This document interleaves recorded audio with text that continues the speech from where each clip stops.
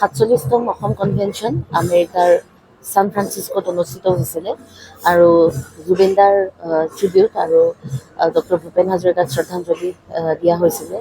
খুব সুন্দৰকৈ অনুষ্ঠানটি পাতিলে তেওঁলোকে আৰু এই গোটেই অনুষ্ঠানটিত মানৱদা, মই আৰু শংকু আমি তিনিওজনক আমাক তেওঁলোকে নিমন্ত্ৰণ জনাইছিলে। আমি গ'লোঁ আৰু গৈ পেলাই খুব সুন্দৰ এটি অনুষ্ঠান আমি তেওঁলোকক শ্ৰদ্ধাঞ্জলি জনাই পেলাই তিনিদিনীয়া অনুষ্ঠানটোত আমি অংশগ্ৰহণ কৰিলোঁ আৰু তেওঁলোকে জুবিনদালৈ শ্ৰদ্ধাঞ্জলি জনাই পেলাই তেওঁৰ বাবে এটি খুব ধুনীয়া এখন মানপত্ৰ তেওঁক দি পঠাইছিলে।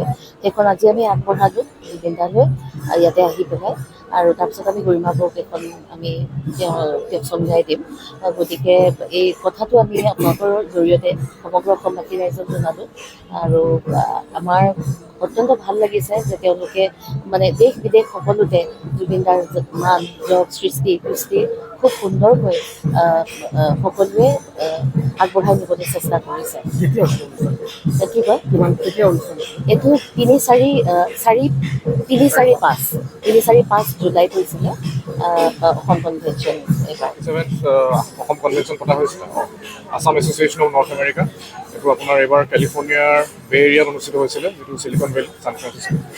তাতে জুবিনদা আৰু ভূপেন হাজৰিকাদেৱৰ ট্ৰিবিউট অনুষ্ঠান এবাৰ আমি অংশগ্ৰহণ কৰিবলৈ পাই খুবেই ধন্য অনুভৱ কৰিছোঁ মানৱদা বৰ্ণিবাৰ। আৰু আমি আচলতে এটা বাৰ্তা লৈ আহিছোঁ প্ৰবাসী অসমীয়াসকলৰ পৰা, অসমবাসীসকলে আৰু জুবিনদালৈ শ্ৰদ্ধাঞ্জলি, জুবিনদাৰ শ্ৰদ্ধাঞ্জলি আৰু অসমবাসীসকলে অলেখ মৰম কঢ়িয়াই লৈ আহিছোঁ আজি। আৰু এতিয়া আমি তেওঁক শ্ৰদ্ধাঞ্জলি ইয়াত জ্ঞাপন কৰি আমি এতিয়া গৰিমা বৌৰ ঘৰলৈ যাম। তেওঁক জুবিনদাৰ এখন মেমেণ্ট' আৰু এটা ছুভেনিয়াৰ দি পঠাইছে তেওঁলোকে। তেওঁৰ গৰিমা বাৰ্তাত আমি এতিয়া প্ৰদান কৰিম।